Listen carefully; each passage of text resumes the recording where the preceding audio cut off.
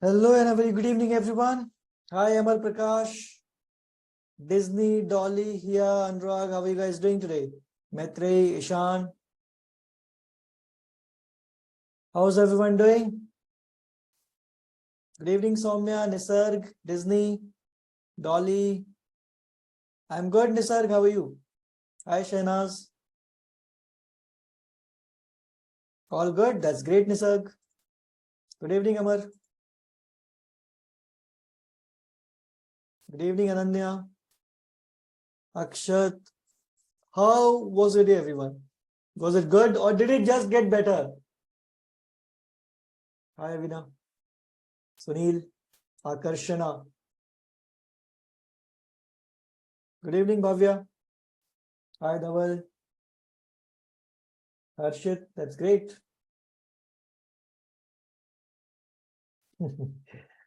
Okay, Anviksha. Yes, Shahnaz.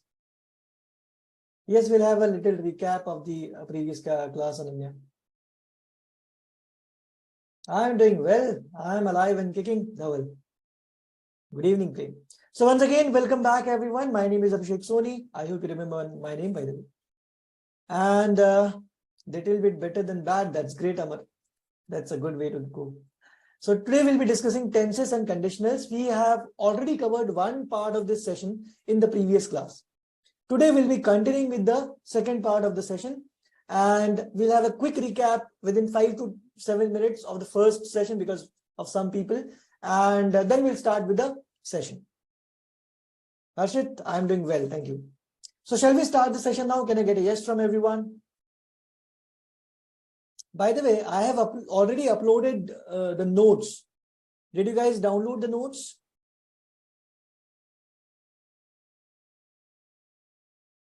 Divyanshu, you can contact me later as well, or you can ask the doubts in the class as well, no problem. If it is a long doubt, then I suggest you take it up after the class. Soumya, not very necessary, but you do, if you do find something that is interesting to you, something that you do not know, you may note it down. So always keep a notebook and a pen. No, the notes are uploaded where you where the lecture is uploaded. That means if you click on the lecture link, you'll find the notes just below it. Okay, so let's start the session now. Yes, Nisar, you can do that now.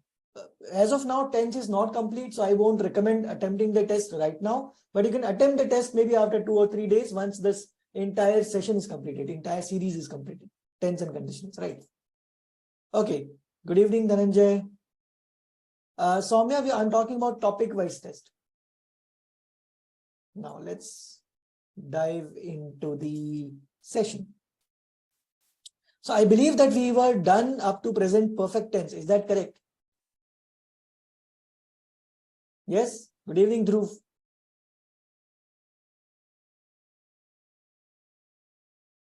Dhaval, it's going to take a bit of time. Please be a bit patient. Maybe 1 month or something. You'll see the improvement then.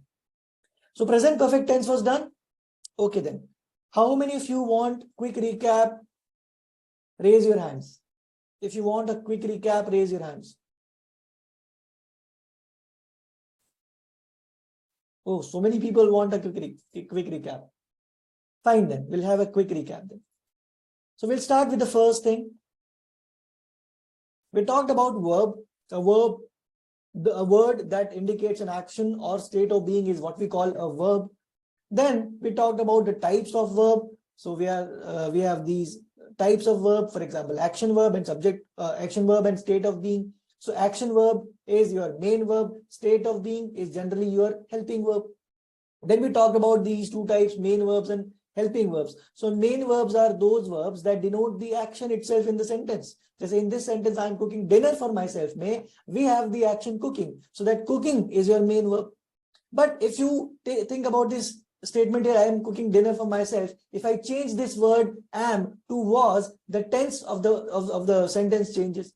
So that means helping verb or auxiliary verb denotes the time or tense of the action. Okay, this is the first category of verb, main verb and helping verb. No problem, Ishan.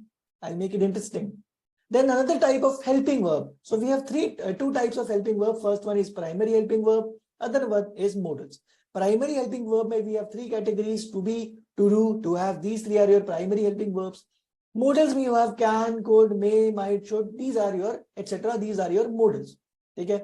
Then what are the types of main verbs? There are two important types. The first one is what we call transitive verb. The second one is what we call intransitive verb.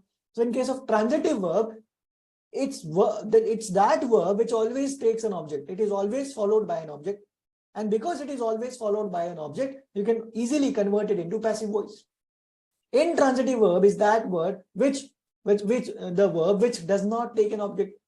Now, because you do not have an object, you cannot convert it into passive voice. So these are the important points about transitive and intransitive verbs. Then we talked about various forms of verb as well. For example, I took this example to sing. The first form is what we call simple present form of the verb, or V1 form, that is sing or sings. Then V2 form is called simple past form. V3 form is called past participle form. ING form is called present participle form. And 2 plus verb is called infinitive. Without 2, it is bare infinitive or base form of the verb. Right? Okay, fine. Then we started with tense. So these are the structures of tense. Praket, the class was done, I think, on 15th April. So we talked about these structures of tense. You can easily find out these structures in the notes that I've uploaded. So these are the structures. Then we talked about these important points, the difference among is or am or are, has versus have, singular, plural, basically. Was over singular, plural. Since or for. So since is used for point of time. For is used for period of time in case of any perfect continuous tense. Then S or ES, when you have two conditions, simple present tense, and when the subject is singular, then you add as or S or ES to the verb. When the tense is simple present tense, but the verb is not singular, verb is plural, then you do not add S or ES to the subject, S or ES to the verb. Right. So these are the important points that we talked about. We started with simple present tense, the use of simple present tense. Then we talked about the examples. For example, you have recurring events or habitual events, or statements of fact or general truth. For these kind of situations, you use simple present tense. Then we talked about present continuous tense. Present continuous means when the action is ongoing right now. That is when we use present continuous tense. So it started in the past, it is ongoing at the moment, and it may or may not continue in the future. That is when we use present continuous tense. So I'm writing a book right now. She's playing cricket right now. That is the meaning of ongoing present continuous tense. Then we talked about present perfect tense. So present perfect indicates when the action is completed. So any action that is completed in the recent past and it has some connection, some impact on the present, that is when we use present perfect tense. For example, if I say many people have migrated to the US, that basically means that there is an event because of which many people have migrated to the US. And this migration may or may not affect some another event in the future. That is when we use present perfect tense. Or we also use present perfect tense when an action is completed at an indefinite point of time in the past. When we do not know the time of that action, that is when we use present perfect tense. If we know the time of the action, that is when we use simple past tense. I told you. Right? So these are the things that are covered. Is the recap okay now? Because we have to cover a lot of things today, so I was a bit fast. Okay, done? Got it? I mean, anyways, you can recap. You can have your recap anytime because the lecture is uploaded. You can watch the session again. Chalo. So now we'll talk about present perfect continuous tense. Now everyone be focused. Is my voice cracking now? Astha?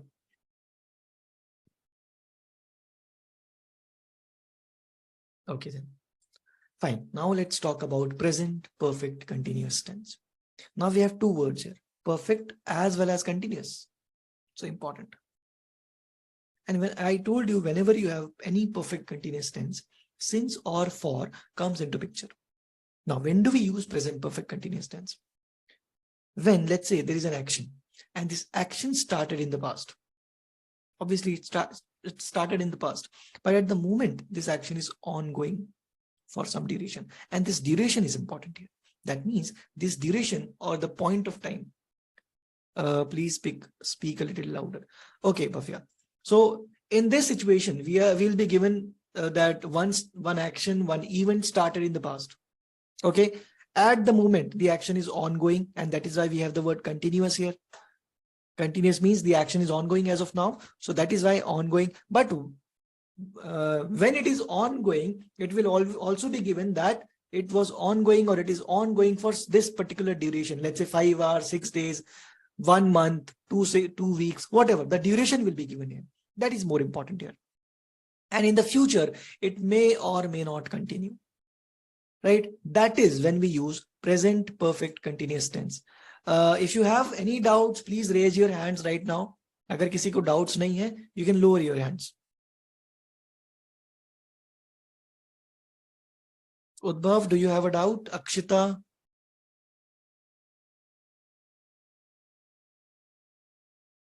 Akshita, do you have a doubt?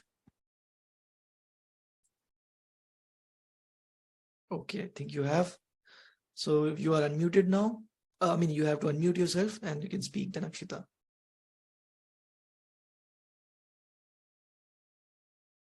Akshita? Anyways, fine. Can you repeat, please, once? Okay. Your video is stuck. Voice is cracking. Now, I have a question to everyone. Is my video clearly visible right now? Okay, another question. Am I clearly audible to everyone? Okay, so in that case, I think the problem is a bit individualistic. Chalo, so that's a quick recap of this particular tense. We are talking about present perfect continuous tense. So what happens in case of present perfect continuous tense is the action starts in the past, obviously. At the present moment, the action is ongoing, and while it is ongoing, the duration of this action will be given. Ongoing for how long or when did it start? That will be given to you. And in the future, the action may or may not continue. We do not know about that. So take a look at this example. I has or have been waiting for your call for or since 6 hours. तो पहले तो मुझे ये बताओ, has और have में से यहाँ पर क्या आएगा? Kabir, Divyanshu, any doubts? I is followed by have, तो have आएगा obviously. Okay. अब structure क्या होता था by the way इसका? You have subject, फिर आता था has or have, then you have been, then the ing form of the verb, and then you have since or for. ये structure होता था.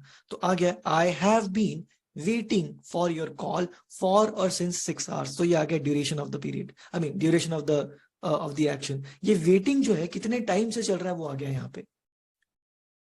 Right? देखो अब डिफरेंस क्या है? I am waiting for your call और I have been waiting for your call में difference ही होता है. I am waiting for your call right now. At this present moment I am waiting for your call. Past का इससे कोई connection नहीं. But if I say I have been waiting for your call, that means कुछ time से I have been waiting for your call. वो time से जो आ रहा है वो इंडिकेट करता है आई हैव बीन. तो दोनों प्रेजेंट कंटिन्यूअस टेंस और प्रेजेंट परफेक्ट कंटिन्यूअस टेंस में ये डिफरेंस होता है. ठीक है. तो यहां पर क्या आएगा? फॉर और since 6 hours by the way.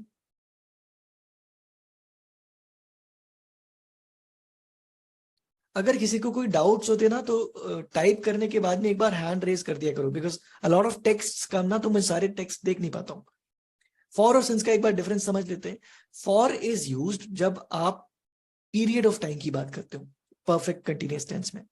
Period of time मतलब 5 महीने, 10 days, 5 years, 6 weeks, ये पीरियड होता है. सिंस तब यूज होता है when you are talking about point of time और स्टार्टिंग पॉइंट. सो जैसे अगर मैंने बोला yesterday is a point of time, 1969 is a point of time, तो ऐसे जो चीजें होती है उसको बोला जाता है Monday is a point of time. उसको उसके लिए सिंस यूज किया जाता है. अभी we have 6 hours. What does it mean? 1 2 3 4 5 6. तो ये बन गया एक पीरियड. तो period means for. So I have been waiting for your call for 6 hours. Is it clear now, everyone?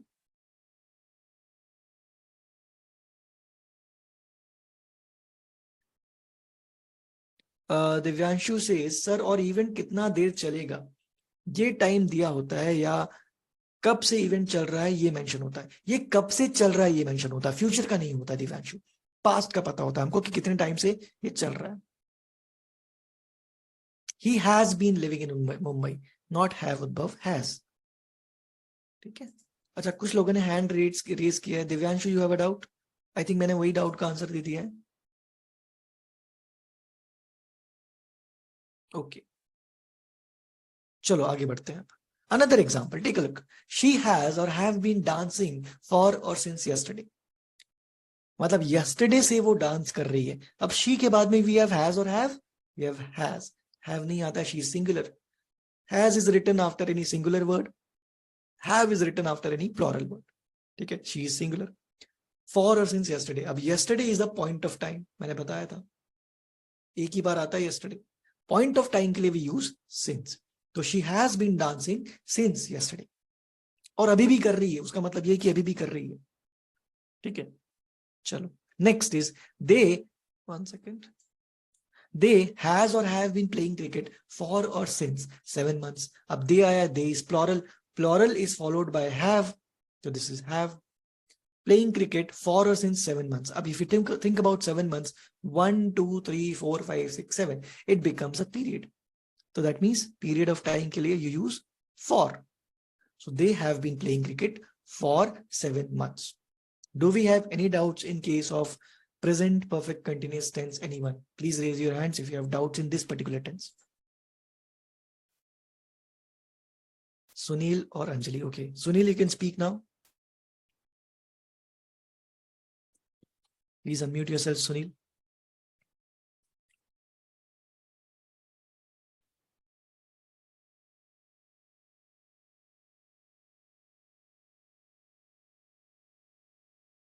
Anjali, do you want to speak? You can speak now. Unmute. Anjali, unmute yourself. You don't want to speak? Okay. Anyone else who wants to speak, who has a question? Please raise your hand.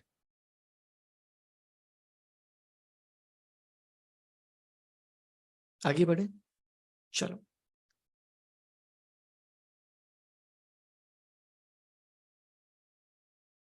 Okay. Can you repeat for and since? Okay, Lakshita. For का use होता है जब हम बात करते हैं period of time के बारे में. By the way, anyone who does not understand Hindi here? Anyone who does not understand Hindi?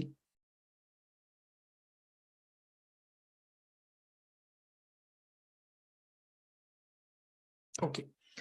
So, for is used when we are referring to a period of time. Period means when there is a time frame. For example, if I say 5 weeks, 5 weeks is a period. It started with first week, went up to 5th week. This becomes a period, right? But if I say 1969, how many 1969s are there? There is only one, right? Karthik, I am trying to speed up, but because of doubts, I had to slow down. I hope you understand this. Okay. So since is used when there is no period of time, only point of time. Japji, you have a doubt? You can speak now. Sir, Yes. sir, am I audible? Yeah, you're audible. Go on. Hello. Sir, am I audible? Yes, you're audible, Japji. Please go on. I cannot hear you actually. Uh, so you have not been able to hear me since the beginning of the session or right now? Sir, I cannot hear you. So I don't know I'll speak or I'll get it to the point or not. You can hear me or not. I can hear you. 1 second, I'll post this. Go on.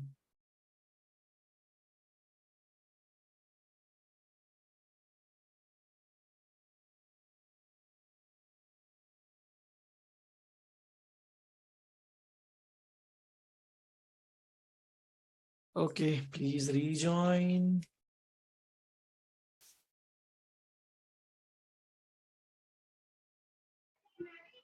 Sir, I just wanted to ask, that can you please explain present perfect continuous tense? Actually, I am not मेरे को समझ नहीं आ रहा है and I'm really sorry about my voice. Okay, no Actually, problem. I'm having cough. No problem, no problem. I'll explain it again.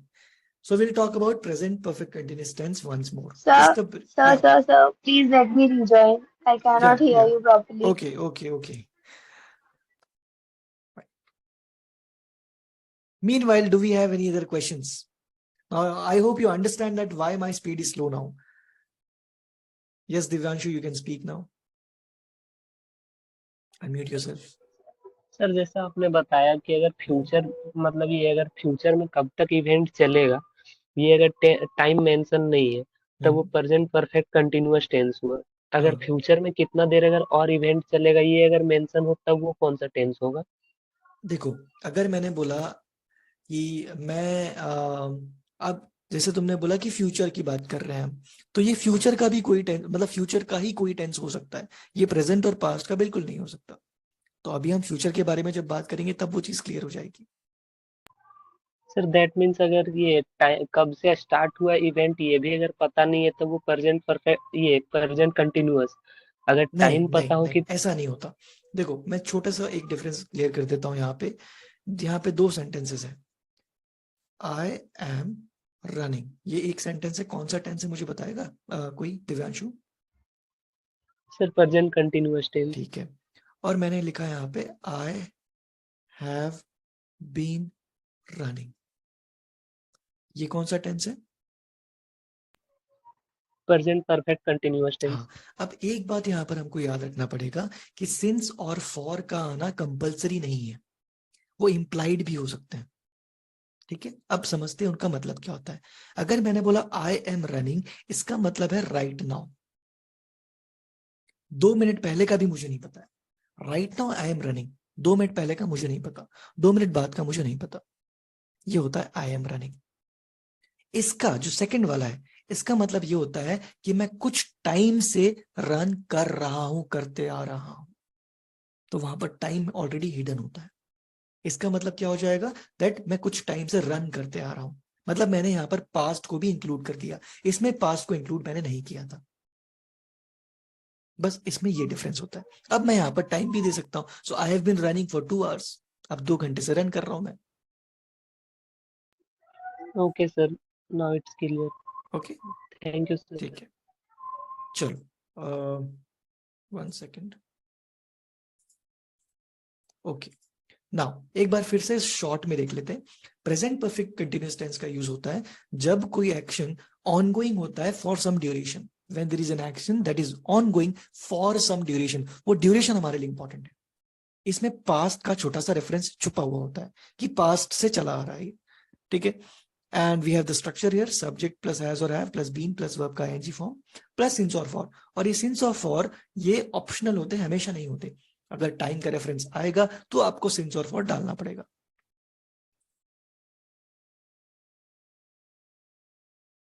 हाँ, I am explaining present perfect continuous tense.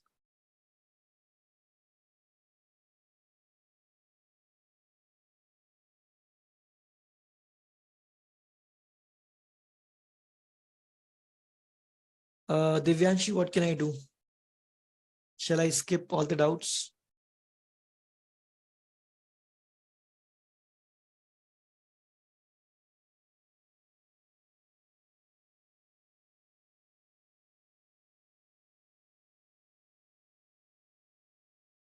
Now, if you have questions related to since or for, you can contact me personally. We'll talk about since or for. ठीक है, अब problem क्या हो रही है? There are some students जो they are not happy with the pace right now. There are some students who have doubts. Now I don't know which one, whom should I cater to.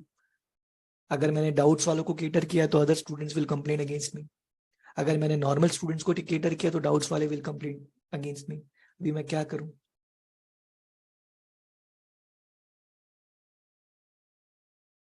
तो please understand, अगर आपके कुछ extra doubts होते हैं तो आप मुझे session के बाद में कांटेक्ट कर लो। ठीक है, but please be rest assured that कोई भी चीज आपकी छूटेगी नहीं, मैं हर एक चीज को एक्सप्लेन करूंगा। हाँ, थोड़ा टाइम लग सकता है बट यू हैव टाइम ना, उसकी कोई प्रॉब्लम नहीं है अभी। ऐसा नहीं कि 1 महीने बाद एग्जाम लिख रहे हो तुम लोग। ये सुन लो, कोई लिख रहा है क्या?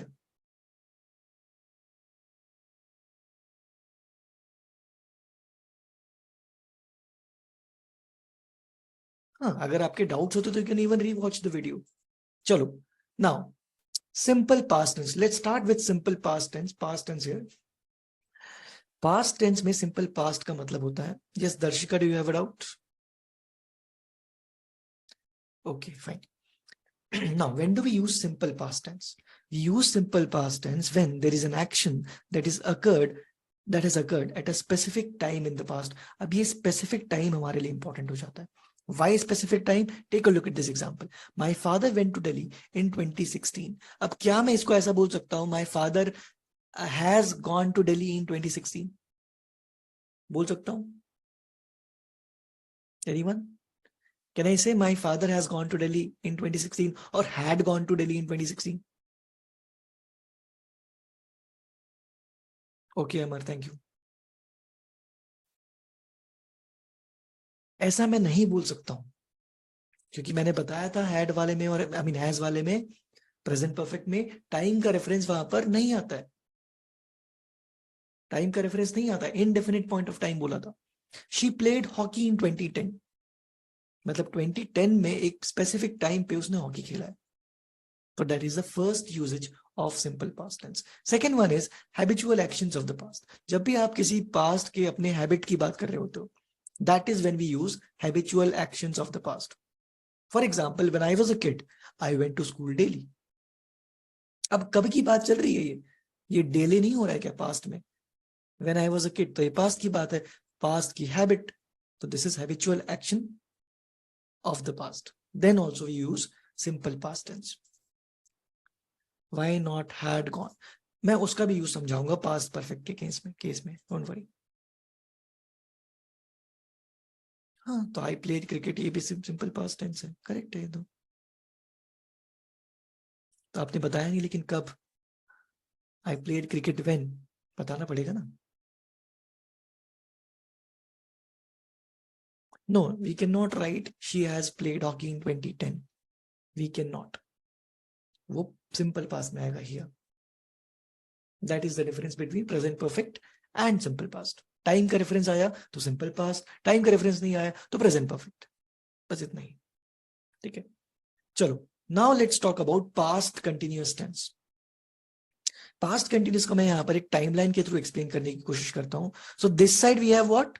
This side we have future, this side we have past. ये जो है ये है हमारा प्रेजेंट. मैं किस टेंस की बात कर रहा हूं? Which tense am I talking about?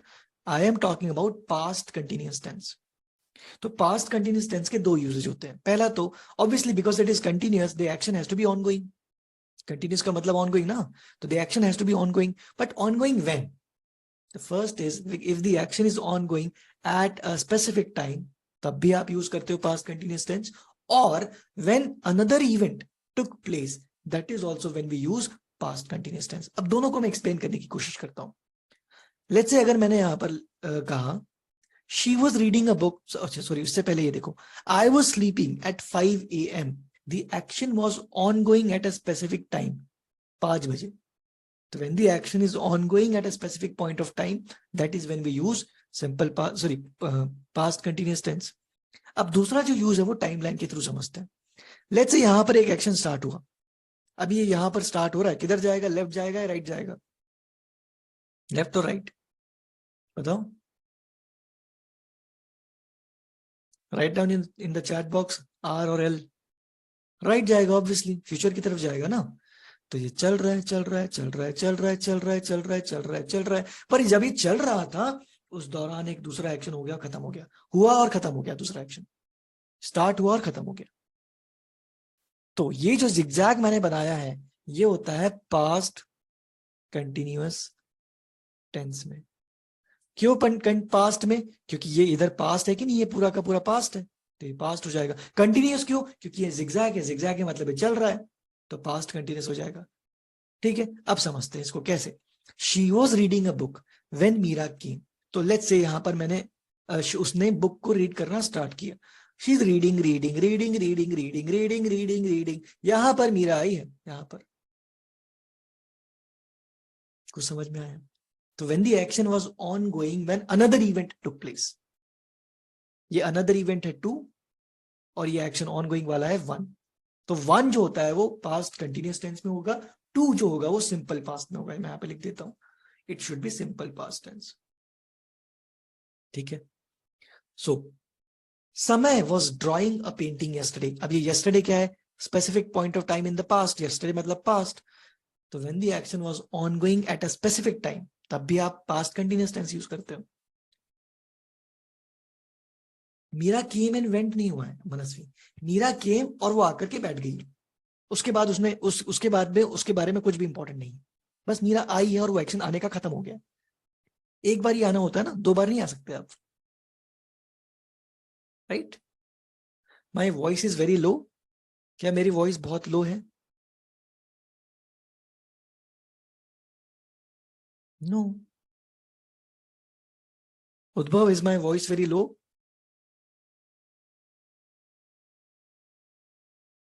अच्छा ठीक है. क्या आप लोगों ने अपने सिस्टम की या लैपटॉप की वॉल्यूम इंक्रीज करने की कोशिश की है? नो रक्षिता, दैट वुड बी इनकरेक्ट.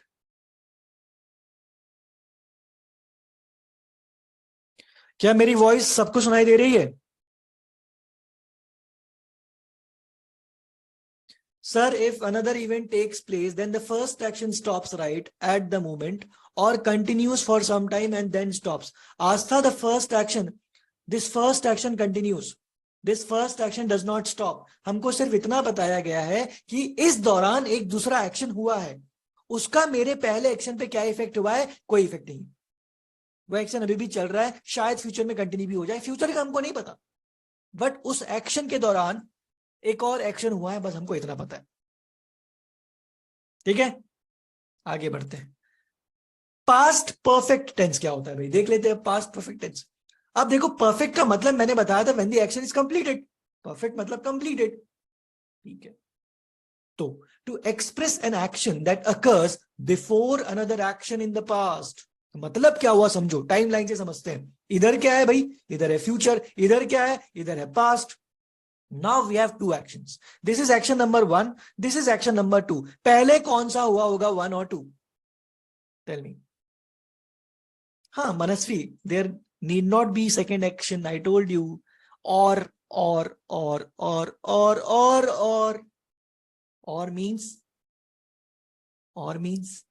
हाँ. देखो नेक्स्ट. हाँ, तो पहले कौन सा हो, 1 और 2? 1 और 2. नो प्रॉब्लम मनस्वी. 1 हुआ था, फिर हुआ दूसरा. तो जो पहले एक्शन होता है वो पास्ट परफेक्ट टेंस में होता है, जो बाद में एक्शन होता है वो सिंपल पास्ट टेंस में होता है. बड़ा इंपॉर्टेंट रूल है ये. कैसे समझते हैं? The train had left when I reached. तो 1 पे क्या हुआ? 1 पे क्या हुआ? ट्रेन चली गई, छूट गई. और 2 पे मैं पहुंचा हूं, ऑलवेज लेट. तो जो पहले हुआ है वो कौन सा टेंस होगा? The train had left. कौन सा होता है past perfect tense? Subject plus had plus V3. तो this is past perfect tense. जो पहले ट्रेन छूटा वाला एक्शन था वो पास्ट परफेक्ट में है. जो मेरे आने वाला एक्शन था, I reach subject plus V2, simple past tense. क्या कुछ समझ में आया? बोलिए भाई.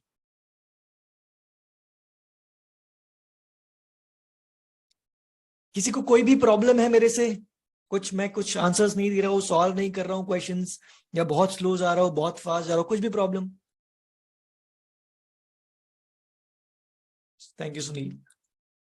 Please repeat this. Okay, thank you. Okay, I mean I will repeat. देखो, there are 2 actions. The first one, ये है first one. The second one, ये है सेकंड वन. अब हमें पता है कि जो टाइम है वो फ्यूचर की तरफ जाता है, तो पास्ट से फ्यूचर की तरफ टाइम जा रहा है. मतलब the first action happened first, पहले वो हुआ है, उसके बाद में सेकंड एक्शन हुआ है. तो जो फर्स्ट एक्शन होने वाला है या हुआ है, उसके लिए हमको पास्ट परफेक्ट टेंस यूज करना होगा. जो सेकंड एक्शन यूज हुआ है सेम सेंटेंस में बाय द वे, वो सिंपल पास्ट में आएगा. जैसे यहां पर the train had left when I reached, इसका मतलब ये हुआ कि 1 पे ट्रेन चली गई, उसके बाद में मैं पहुंचा. तो second is this one. Second example से देखते हैं. She had dropped the phone when I jumped. पहले क्या हुआ? उसने अपना फोन ड्रॉप कर लिया, उसके बाद में मैंने जंप किया. मतलब ये होता है उसका. हाँ, second part is dependent on the first part. Okay Priyanshu, point noted. Can we use before, in, between? कहां पर? ये वेन है ना, when. When indicates the time का गैप ना.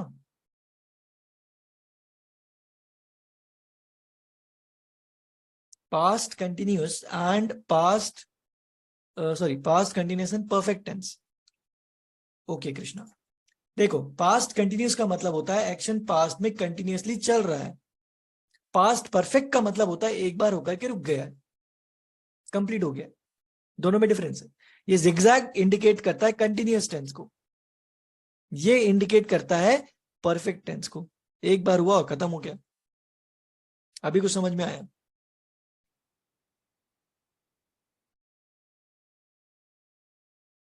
इन the train example, the train had left before I reached, वो भी correct होगा.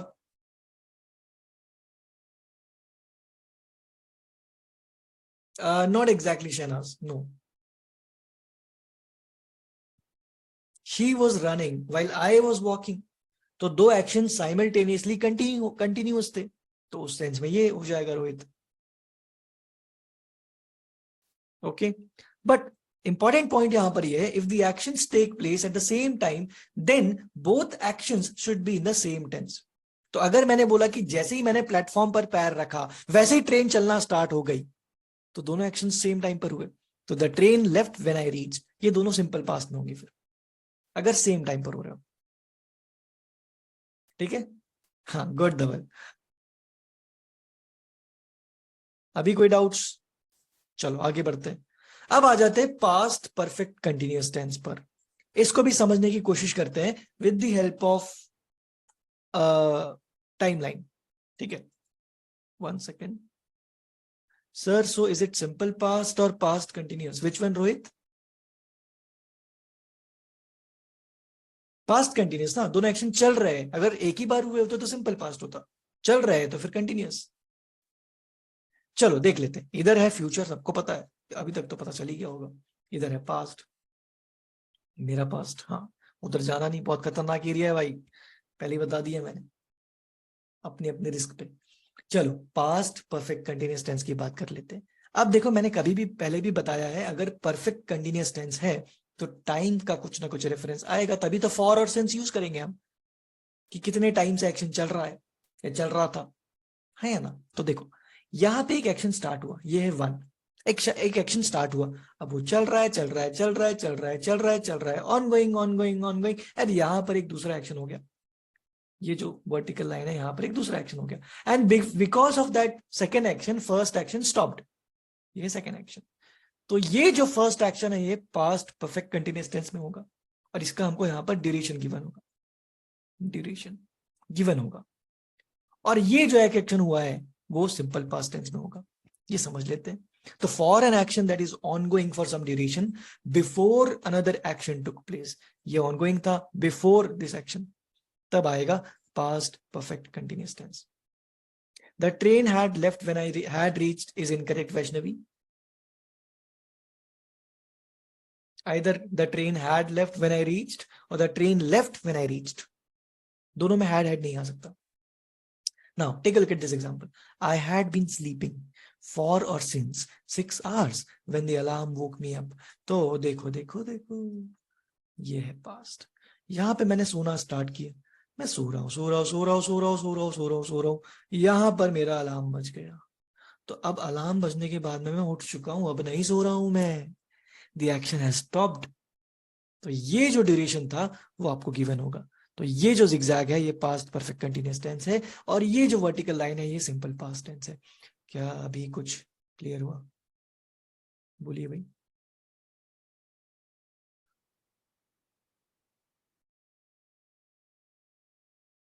Rohit, I will explain that as well, don't worry. ठीक है, अब next example, they had been running for और since weeks when I came. तो फिर से टाइमलाइन से समझो, running running running running running running running running I came here, तो the action stopped. तो ये हो गया हमारा क्या, weeks. और यहां पर मैं आया, the action stopped. So they had been running for or since weeks when I came. क्या past perfect continuous में बेसिक अब किसी को कोई डाउट है?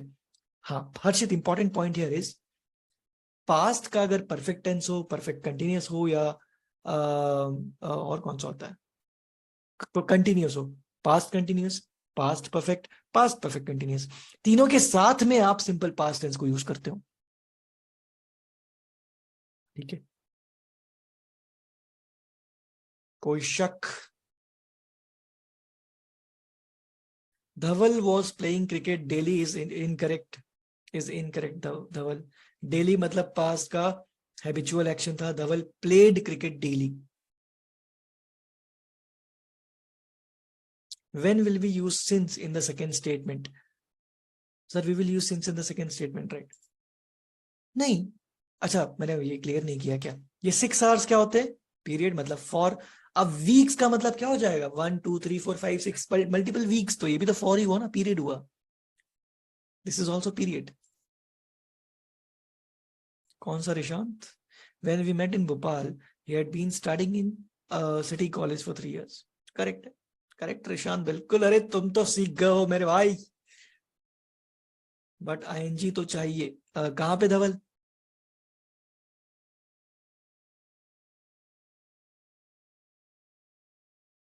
नहीं चाहिए I N G. Habitual action of the past का मतलब क्या होता है? वो हमेशा हो रहा है।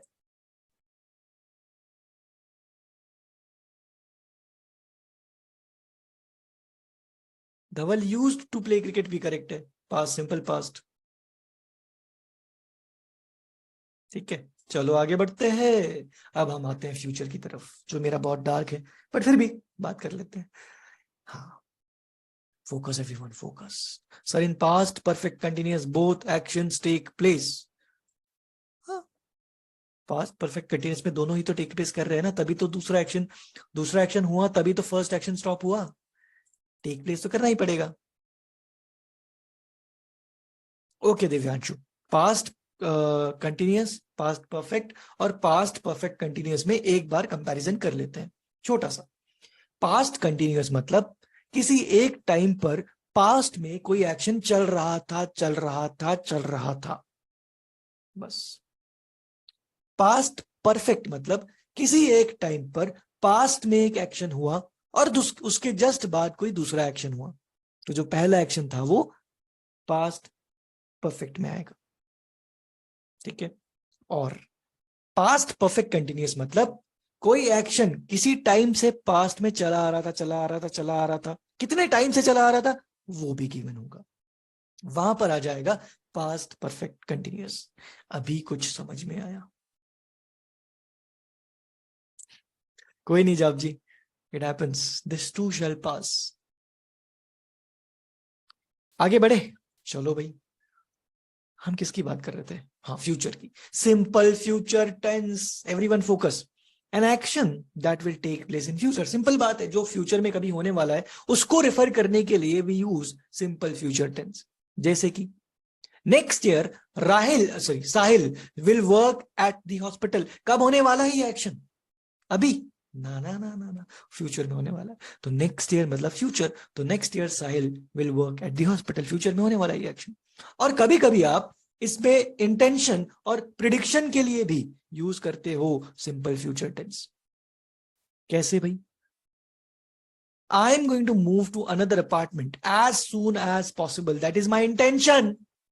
आया ना, my intention is to move to another apartment as soon as possible. अब इसमें एक चीज देखी नहीं होगी तुमने, मैंने गोइंग टू यूज किया इंस्टेड ऑफ विल। तो सिंपल फ्यूचर के केस में आप is going to, am going to, are going to की जगह को लिख सकते हो विल की जगह। विल या shall, going to is equivalent to will और शैल, पर ये सिर्फ और सिर्फ सिंपल फ्यूचर में होने वाला है। विल और शैल में डिफरेंस जो होता है देवांश, वो सिर्फ इतना सा होता है कि जो फॉर्मल इंग्लिश लैंग्वेज होती है उसमें आई और वी के बाद में शैल आता है और बाकी सबके साथ में विल आता है। बट अभी के टाइम पे the difference between formal English language and जो कैजुअल इंग्लिश लैंग्वेज है वो बहुत कम हो चुका है। तो आपके एग्जाम में आई और वी के बाद में भी शैल ही लिखा होता है जनरली, तो उसमें कोई प्रॉब्लम इतनी होने वाली नहीं।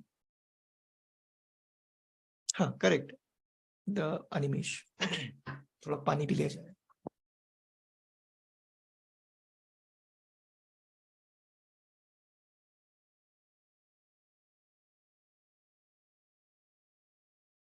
वेंट्रिलोक्विस्ट उद्भव, वेंट्रिलोक्विस्ट वो होता है जो अपने अपने स्टमक से आवाज निकालता है। Can you unmute me? Okay, Rohit, Rohit please raise your hand. हाँ जी रोहित बताइए।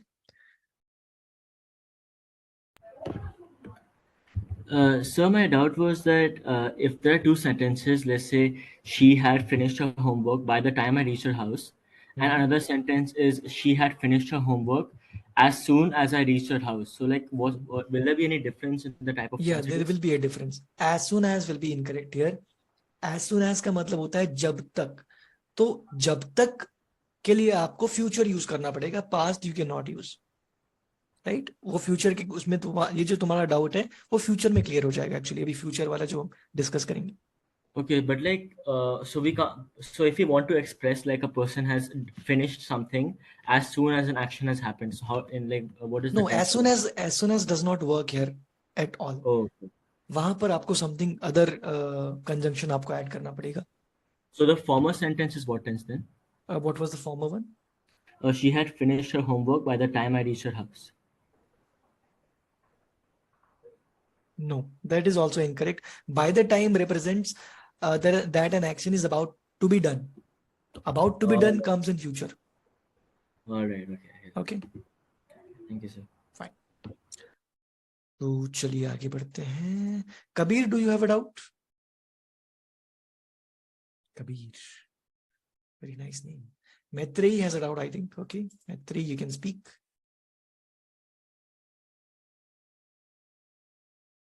I am not able to hear you, Maitreyi.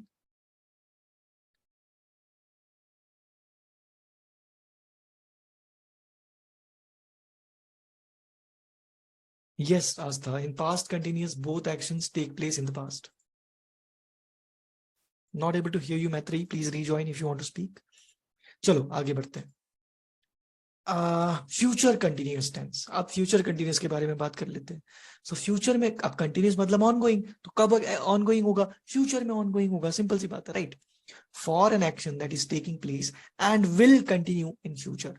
तो लेट्स से अगर मैं यहाँ पर ऐसा कुछ बनाऊं, ये प्रेजेंट है, तो ये एक्शन यहाँ प्रेजेंट में कभी स्टार्ट हुआ, चल रहा है चल रहा है चल रहा है चल रहा है चल रहा है चल रहा है, तो ये फ्यूचर में चला गया ना, ongoing in future. For example, I will be waiting for you at the airport when you come. मतलब क्या हुआ? बोलो। देखो मैं यहाँ पे एक्सप्लेन करता हूँ एक टाइमलाइन से। ये एक टाइमलाइन है, ये है प्रेजेंट, हमको जाना है फ्यूचर में, फ्यूचर कंटिन्यूअस टेंस की बात कर रहे हैं हम। This action is ongoing. Let's say ये एक्शन यहाँ पर स्टार्ट हुआ 1 पे और ये continuously, I have been waiting लिखा है ना, आई विल बी वेटिंग लिखा, सॉरी, तो ये वेटिंग है वेटिंग है वेटिंग है वेटिंग है वेटिंग है वेटिंग है वेटिंग है वेटिंग है, यहाँ पे आप आ गए हो। तो I will be waiting for you at the airport when you come. तो ये हो गया आपका continuous action in future. Okay, और ये जो मैंने लिखा है व्हेन यू कम, यहां पर आप आए हो, ये होता है simple present tense. This is simple present tense. तो ये होता है फ्यूचर कंटिन्यूअस, जिगजैग, और simple present tense vertical line. तो फ्यूचर में कभी भी याद रखना, अगर कोई टेंस आ रहा है तो उसके साथ में सिंपल प्रेजेंट टेंस आता है। ओके, एक और example, I will be reading a book when my friend reaches home. अब अगर मैं ऐसा बोलूं कि यहां पर मैंने बुक रीड करना स्टार्ट किया, ये बुक मैं रीड कर रहा हूं कर रहा हूं कर रहा हूं कर रहा हूं कर रहा हूं और मेरा फ्रेंड उसके घर पहुंच गया,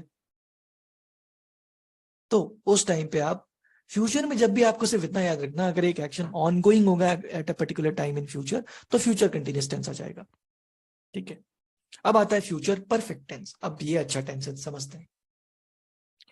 for an action that takes place before another action in future. For an action that takes place before another action in future। मतलब क्या हुआ? ये है टाइमलाइन, यहाँ पे एक एक्शन हुआ है फ्यूचर में, यहाँ पर दूसरा एक्शन हुआ है फ्यूचर में। कौन सा पहले हुआ, कौन सा बाद में हुआ? बोलो, 1 पहले 2 बाद में, हाँ या ना? तो ये जो 1 वाला एक्शन होता है ये होता है फ्यूचर परफेक्ट टेंस 1, और ये जो बाद में हुआ वाला एक्शन होता है ये होता है सिंपल प्रेजेंट टेंस। किसी भी फ्यूचर टेंस के साथ में सिंपल प्रेजेंट टेंस आता है।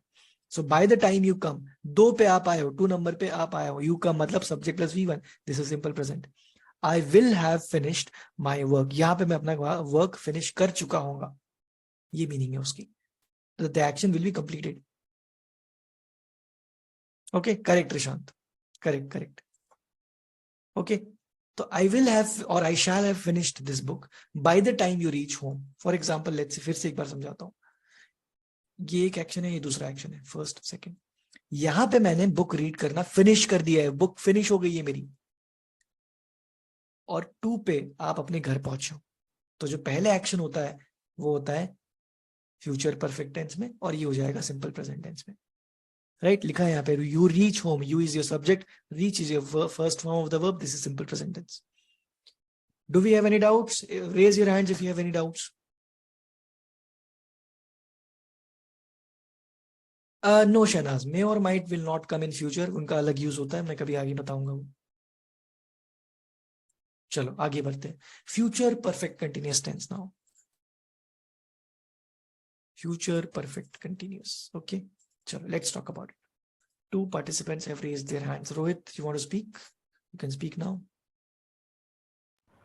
Sorry, sir, I didn't realize my hand was raised. Oh, no problem. Darshan, do you want to speak?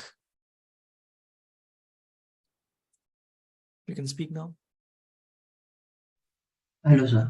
Yeah. Sir, I had a doubt in the previous example. Which one? Yes, I will Huh. by the time you come. So, sir, why it can't be by the time you will come? नहीं, तो important point is the rule says एक future tense के साथ में एक present tense आता है, और वो प्रेजेंट टेंस होता है सिंपल प्रेजेंट टेंस। कभी भी 2 विल एक साथ नहीं आता है, that is incorrect. Okay, Yes, sir. Thank you. Okay.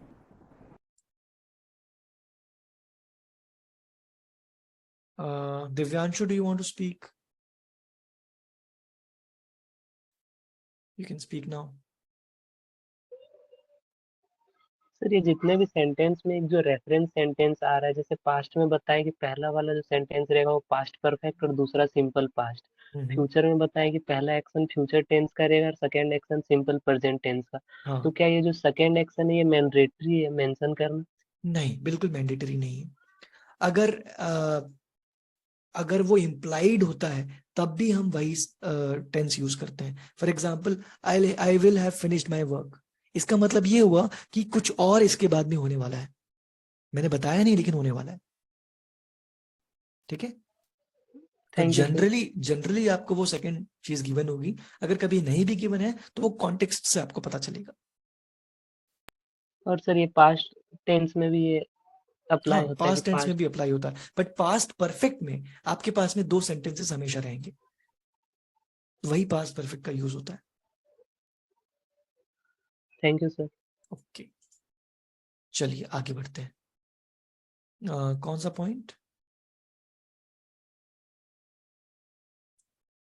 आगे बढ़ते हैं। अगर कुछ डाउट्स है ना तो मुझसे इंडिविजुअली पूछ लेना, थोड़ा लेट हो रहे हैं हम, ठीक है। आई थिंक कुछ लोगों ने ऑलरेडी गालियां दे दी होगी मुझे, भोपाल ने फोन भी कर दिया होगा कि अभिषेक सर को भगाओ, तो इसलिए थोड़ा नौकरी का सवाल है, right. Future perfect continuous tense, okay. So for an ongoing action that will go on up to a certain time in future. Up to a certain time का मतलब क्या है समझो। ये है एक सेंटेंस, यहाँ पर एक एक्शन स्टार्ट हुआ, लेट्स से कहीं पर ये एक्शन चल रहा है, यहाँ पर एक दूसरा एक्शन हुआ और ये पहला एक्शन वहां पर रुक गया, स्टॉप्ड। तो ये जो ड्यूरेशन होगा आपको गिवन होगा कि कितने टाइम के लिए वो एक्शन चला, this duration will be given to you, और तभी हम सिंस और फॉर को यूज करेंगे। और ये जो सेकंड एक्शन होगा ये कौन सा टेंस होगा? अभी बताया था, सिंपल प्रेजेंट टेंस। फ्यूचर के किसी भी टेंस के साथ में सिंपल प्रेजेंट टेंस आता है, समझते हैं। Bye the time you come back, I will have been waiting for you for or since 3 years। मतलब क्या हुआ देखो, ये प्रेजेंट है। मैं यहाँ पर वेट कर रहा हूँ, ये हो गए 3 साल। ये कितने हो गए? 3 साल। और यहां पर तुम आए, अब मेरा वेट खत्म हो गया। No Rohit, it's not present continuous. We are talking about future. Okay, तो फ्यूचर की बात चल रही है ना, इट्स नॉट प्रेजेंट। प्रेजेंट में वेट नहीं कर रहे हो, मैं बोल रहा हूँ मैं वेट करूंगा, कर रहा हूंगा, वो मीनिंग है। Take a look at the second example, by the time you finish your work my dad will have been watching TV for और सिंस 7 hours। अच्छा, यहाँ पे क्या आएगा 3 years के साथ, फॉर 3 years, और यहाँ पे 7 hours मतलब फॉर 7 hours। अब इसको भी एक बार सेंटेंस में इसमें समझाते हैं, तो टाइमलाइन में यहाँ पर कोई एक्शन चल रहा है फ्यूचर में, चल रहा है, कितने टाइम के लिए चला, ये चला 7 hours के लिए। और जैसे ही 7 hours कंप्लीट हुए, यहां पर क्या हुआ है, आपने अपना काम फिनिश कर लिया, वर्क फिनिश्ड, तो ये हो जाएगा सिंपल प्रेजेंट। और जो कंटिन्यूस एक्शन है वो हो जाएगा future perfect continuous.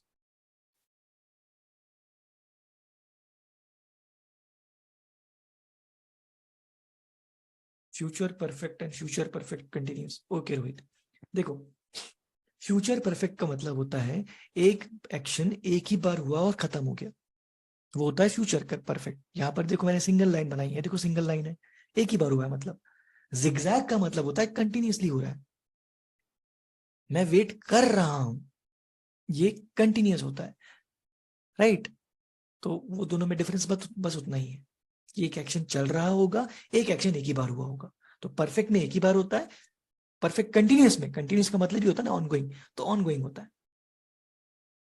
I hope अभी क्लियर हुआ है कुछ, ठीक है। चलो अब एक इंपॉर्टेंट कॉन्सेप्ट है, I think we have 15 minutes, तो कंडीशनल से एक इंपॉर्टेंट कॉन्सेप्ट होता है, उसको फिनिश करते हैं, फिर उसके बाद में अगर टाइम बचता है तो डाउट सॉल्विंग ले लेंगे, ठीक है। अब देखो कंडीशनल्स का सिंपल मतलब समझो। कंडीशनल्स में हमारे पास में कंडीशन होती है और रिजल्ट होता है, तो दो पार्ट होते हैं एक सेंटेंस के, इस एग्जांपल के। इफ वाला एक पार्ट होगा और दूसरा जो पार्ट होगा वो देन वाला पार्ट होगा।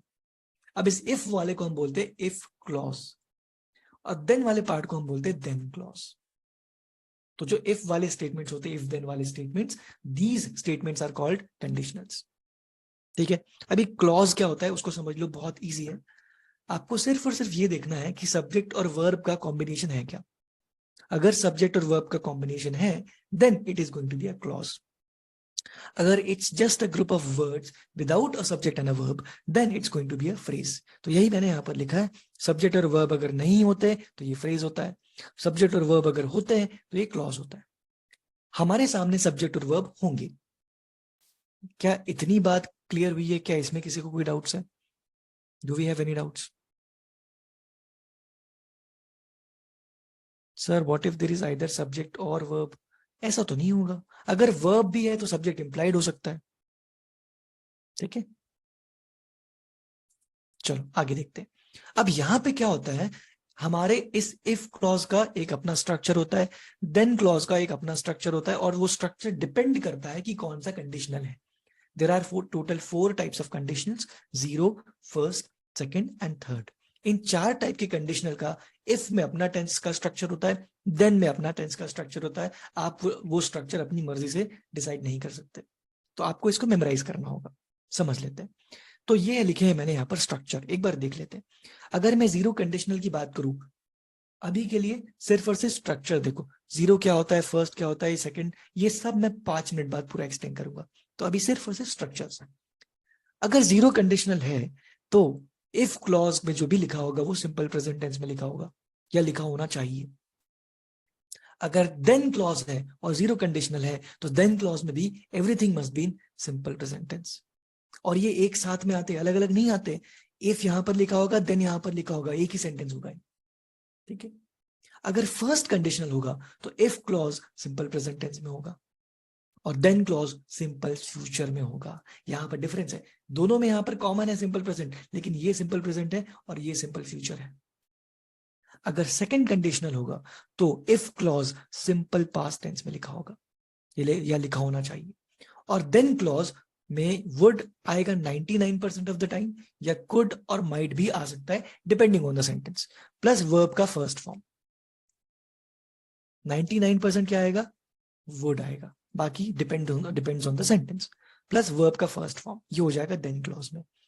थर्ड कंडीशनल में इफ क्लॉज में पास्ट परफेक्ट टेंस का स्ट्रक्चर यूज होगा और देन क्लॉज में वुड आ सकता है, कुड आ सकता है या माइट आ सकता है, प्लस हैव, यहां पर हैज नहीं आएगा, हैज नहीं आएगा, हैड नहीं आएगा, सिर्फ और सिर्फ हैव आएगा। 99% ऑफ द टाइम वुड आएगा, plus have plus V3 verb का थर्ड फॉर्म आएगा। क्या स्ट्रक्चर्स में किसी को कोई डाउट्स है? बोलो। नो? चलो अब देखते हैं इनका यूज क्या होता है। जीरो कब करना है, फर्स्ट कब करना है। जीरो कंडीशनल का यूज हम तब करते हैं जब हम जनरल ट्रुथ या जनरल हैबिट की बात करते हैं या साइंटिफिक ट्रुथ की बात करते हैं। Whenever we talk about general truth और जनरल हैबिट्स और scientific truth, something that is always going to be true, you can also call it universal truth, then you use zero conditional. What is the structure? If clause में simple present, then clause में simple present. Check out this sentence here. If you add 2 and 2, then you get 4. ये you क्या है मेरे sentence का यहाँ पर? You is the subject, add is the verb, subject plus verb मतलब क्या होता है? क्लॉज। तो ये बन गया मेरा पहला क्लॉज। पर मेरा क्लॉज सिर्फ यू ऐड नहीं है, मेरा क्लॉज यहां तक है, यहां तक, जहां तक ये पार्ट पूरा एंड नहीं होता वो मेरा फर्स्ट क्लॉज है। इफ वाला फर्स्ट क्लॉज, देन से जो स्टार्ट होता है वो सेकंड क्लॉज होता है। तो ये सेकंड क्लॉज है, you second subject, get second verb, subject plus verb is clause, तो दिस इज सेकंड क्लॉज। पर ये है पूरा मेरा सेकंड क्लॉज। ठीक है, वो डिफाइन होता है सब्जेक्ट और वर्ब से, लेकिन होता पूरा है। Kartik, this is the example of if clause. ये है इफ क्लॉज आपका। इफ लिखा है यहाँ पे, इफ लिखा है यहाँ पे देन, तो ये आपका देन क्लॉज है। अब आप मुझे ये बताओ, if you add 2 and 2, do you get elephant? क्या मिलेगा? अगर आप 2 और 2 को ऐड करोगे तो क्या मिलेगा? 4 ही मिलेगा ना। अरे नहीं, कहीं एलिफेंट मिलेगा क्या? नहीं, मार्स पे जाके ट्राई करो, मिलेगा? टाइगर, बियर, नहीं। क्या मिलेगा? 4 ही मिलेगा। Can I call it universal truth then? बताओ, can I call it universal truth? Yes. Manasvi is saying we always have dependent if clauses. Dependent if clauses यहाँ पे कैसे डिपेंडेंट डिसाइड कर रहे हो आप? If you add 2 and 2, then you get 4। तो एक डिपेंडेंट है, मतलब see both are dependent on each other. अभी डिपेंडेंट इंडिपेंडेंट क्लॉजेस मत सोचो, अभी मैंने बताया भी नहीं है वो। जितना डिटेल में घुसोगे उतना समझ में नहीं आएगा। पहले बेसिक्स कवर कर लेंगे, फिर जाएंगे डिपेंडेंट इंडिपेंडेंट में, डोंट वरी। ठीक है, तो ये है हमारा general truth, general habit, universal truth. इसीलिए यहां पर कौन सा टेंस आया है? Subject plus V1, that is simple present. यहां पर कौन सा टेंस आया है? Subject plus V1, that is simple present. तो जब भी यूनिवर्सल ट्रुथ होता है, सिंपल प्रेजेंट टेंस आता है दोनों ही क्लॉजेस में। Another example, if you heat ice it melts. अच्छा, आइस को हीट करोगे तो वो क्या होगा? और सॉलिड होते जाएगी, होगा क्या? आइस को हीट करने पे क्या बन जाएगा? Coca Cola. मतलब तुम कहीं पे भी बैठ के हीट करो तो क्या ही होगा? मेल्ट ही होगी ना। तो this is again scientific truth. अब यहाँ पे इंपॉर्टेंट पॉइंट ये है कि या तो देन आता है या फिर कॉमा आता है, दोनों एक साथ नहीं आते, लेकिन इफ हमेशा आता है। तो देन ऑप्शनल होता है, आप चाहो तो यूज करो, अदरवाइज कॉमा लगा दो दोनों क्लॉजेस के बीच में, right? So if you heat ice it melts, ये यूनिवर्सल ट्रूथ है, इसीलिए subject plus verb V1 simple present, subject plus V1 simple present, दोनों में सिंपल प्रेजेंट टेंस आया है। Prashant, do you have a doubt? You can speak now.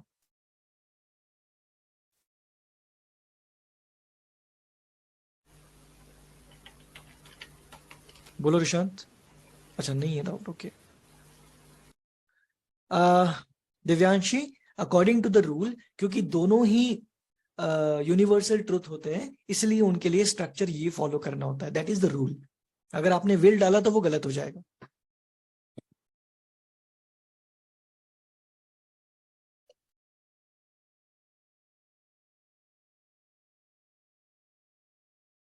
Okay, clear है? ये rule है। देखो, रूल्स मैंने नहीं बनाया है, वो जिन्होंने भी बनाया है उनके अकॉर्डिंग वो रूल कहता है कि यही करना है आपको. Grammar works on rules by the way. हमें हमेशा रूल्स अप्लाई करना होता है. चलेगा? चलो. देन जो फर्स्ट कंडीशनल है उसकी बात कर लेते हैं. फर्स्ट कंडीशनल तब यूज होता है जब आप फ्यूचर में होने वाली पॉसिबल चीजों के बारे में बात कर रहे होते. When you talk about possible और likely things in the future, मैंने पॉसिबिलिटी बोला है, then it is not going to be a universal truth or scientific truth. It's a possibility. For example, if it rains later, we'll stay at home. क्या structure होता है? By the way, structure is simple present यहां पर आता है if clause में, और simple future आता है देन क्लॉज में, पॉसिबिलिटी के केस में. तो क्या रेन होने की एक पॉसिबिलिटी होती है या सर्टेनिटी होती है? बोलो. रेन होना पॉसिबिलिटी है या सर्टेनिटी है? It's a possibility. तो हम पॉसिबिलिटी की बात कर रहे हैं फ्यूचर में. If it rains, simple present, subject plus V1. We will stay at home, simple future, subject plus will plus V1, simple future. It's a possibility. If I go to the movies then I eat popcorn. ये भी एक possibility है. हमेशा थोड़ा ना आप movie देखने जाओगे, और हमेशा अगर मूवी देखने जाओगे तो हमेशा पॉपकॉर्न खाओगे. ये भी पॉसिबिलिटी नहीं, सर्टेनिटी नहीं है. तो it's about possibility in the future. तो ये हो जाएगा simple present, subject plus V1. Then I will, तो ये हो जाएगा simple present, I mean simple future. कुछ समझ में आया? We will be staying at home. This is incorrect, Aarti. See, in case of conditionals, ये 4 रोज और 3 कॉलम्स के बियॉन्ड हम नहीं जा सकते. जो लिखा है वही होगा. सिंपल फ्यूचर बोला है तो सिंपल फ्यूचर ही होगा. हम अपनी मर्जी से कुछ भी ऐड नहीं कर सकते वहां. Grammatically incorrect, Bhavya, that is correct. It is incorrect grammatically. It melts is the correct one. Then हम आ जाते हैं सेकंड कंडीशनल पे. सेकंड कंडीशनल इंपॉर्टेंट है और एग्जाम में आता भी है. सेकंड कंडीशनल तब यूज होता है जब आप एक इम्पॉसिबल सिचुएशन की बात कर रहे होते हो या हाइपोथेटिकल सिचुएशन की बात कर रहे होते हो जो शायद बिल्कुल भी पॉसिबल नहीं है या बहुत कम चांसेस है उसकी बात कर रहे होते हो. तो impossible things in the present and their unlikely things in the future. इसको अनरियल सिचुएशन भी बोला जाता है और हाइपोथेटिकल सिचुएशन भी बोला जाता है. समझते हैं. If I won the lottery, I would sail round the world. But lottery लेने वाले लोग हैं 10 लाख लोग. लॉटरी मिलने वाली है एक को. क्या मेरे लॉटरी जीतने के चांसेस 100% है? बताओ. नो. तो is it almost impossible? Improbable? Yes. तो इसीलिए क्या स्ट्रक्चर होता है इसमें? Subject plus V2, that is simple past आपको यूज करना होता है यहाँ पर इफ क्लॉज में, और यहाँ पर वुड प्लस V1 यूज करना होता है. If I won the lottery I would sail round the world. अगर मैं लॉटरी जीता फ्यूचर में तो मैं पूरी दुनिया को सेल करूंगा, पर उसके चांसेस बहुत कम है. ये मतलब है उसका. ठीक है. Then if I were you I would look for another job. अब इसमें ये बात याद रखना है, आई के बाद में यहां पर वॉज नहीं आता, वर आता है. किस केस में? सेकेंड कंडीशनल के केस में. ठीक है.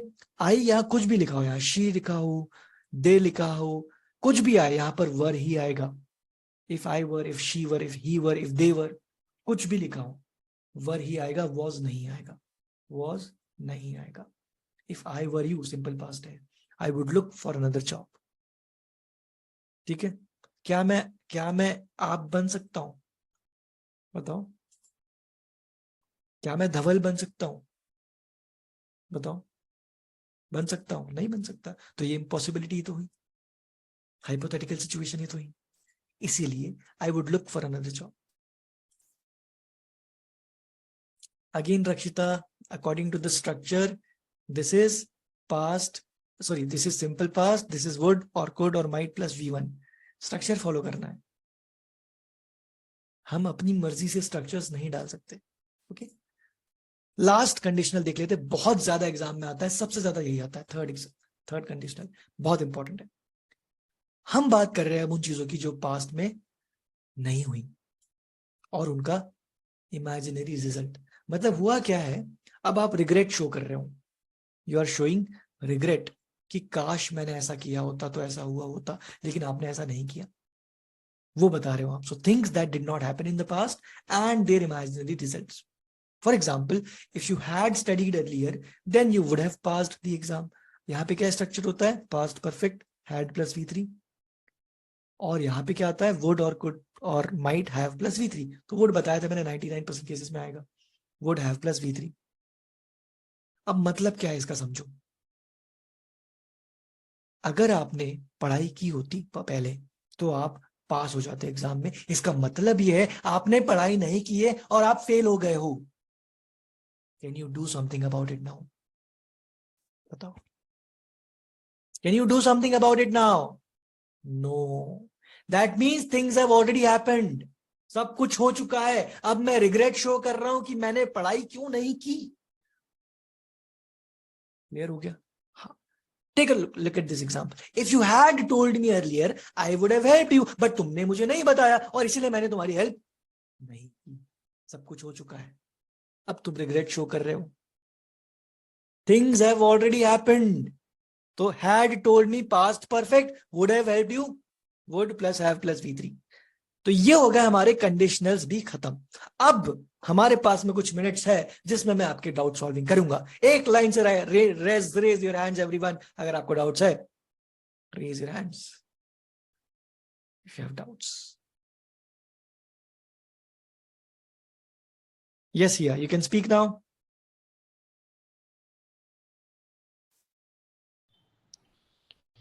Sir, can you hear me? Yes, I can hear you. Sir, like I was reading the book Word Power Made Easy. So there, like the synonym for ugly, it was given as plain. So, sir, can you explain why देखो, plain? हाँ, PLAIN, right? Yes, sir. हाँ, देखो, if I से कोई चीज मेरे लिए attractive है तो मैं उसको अट्रैक्टिव बोलूंगा. But if that thing is not attractive to me, I can use the word plain as well. Plain का मतलब होता है something that is not attractive. Simple. तो वो अगली का सिनोनिम, मतलब अगली का हाँ सिनोनिम बन जाता है. Correct. Okay, sir. And Okay. sir, the meaning of fuzzy? Fuzzy. Fuzzy का मतलब होता है जो जैसे हमारे कैट्स होते, डॉग्स होते, तो वो फजी होते हैं. या हमारे कुछ मतलब बेसिकली वो होते हैं ना जिनके बहुत क्या बोलेंगे उसे, बॉडी पे हेयर होते हैं, वो फजी होते हैं. तो एक वो मीनिंग उनकी वो होती है जो स्क्विश कर सकते हैं, जिनको आप, वो होते fuzzy. Okay, sir. Thank you. Okay. Anyone else who has doubts? We'll solve the questions in the next lecture, everyone. Yes, Nisarg. Sunil, no, there is no info. Sunil, the problem is I need to be available to take the lectures as well. I take offline lectures, I take online lectures, I do a lot of content work for you guys. So थोड़ा उसमें difficulty होती कि मैं available भी रहूं lecture के लिए. Right? You understand this point. So now important point is I will be uploading this file by tomorrow. आप इस tomorrow नहीं, sorry. Monday मैं फाइल अपलोड कर लूंगा. ओके. या तो चाहो तो अभी सेंड कर दूं, मैं अभी सेंड कर दूंगा, कल तक अपलोड हो जाएगी. तो यू डाउनलोड इट और एक बार फिर से गो थ्रू करो. क्वेश्चन सॉल्विंग हम नेक्स्ट लेक्चर में करने वाले हैं. So you prepare yourselves for question solving. आप कॉन्सेप्ट्स एक बार देख लो. अगर आपको कुछ डाउट्स होते तो you can contact me. Okay. When do we start doing the book work? Anviksha, books जो आपको RSMs मिले हैं वो RSMs आपके सेल्फ स्टडी के लिए होते हैं. हम यहाँ पर क्लास शीट्स को सॉल्व करने वाले हैं. तो you can start solving these RSMs as of now, क्योंकि हमारे टेंस कंप्लीट हो चुके हैं. तो टेंस और कंडीशनल वाले आप ट्राई कर सकते हो. बट अभी हमने क्योंकि क्वेश्चन सॉल्व नहीं किए तो कुछ डिफिकल्टी आ सकती है. Okay. Does anyone else have any doubts? Just one more person. Yes, Manasvi, you can speak now.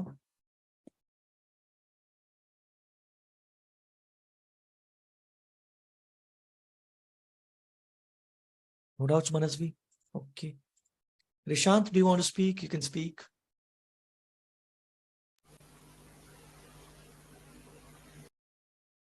Rishant.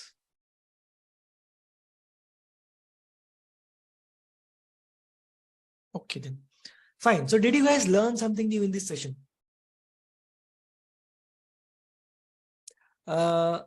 Ishan, for that you'll have to talk to support team. I do not work in the tech department. Atharv will talk about it, don't worry.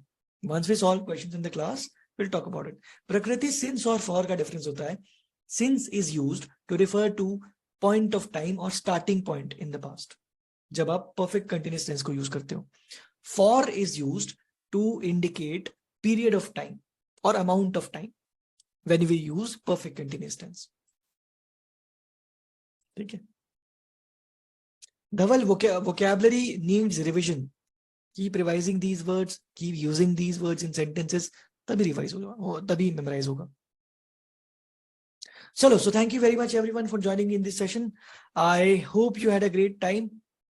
Bhaskar, you can watch the video and let's meet in the next session. Prepare yourselves for the question solving session now. Thank you. Good night. Bye. Shabba khair. Shubh Ratri. फिर मिलेंगे. Good night.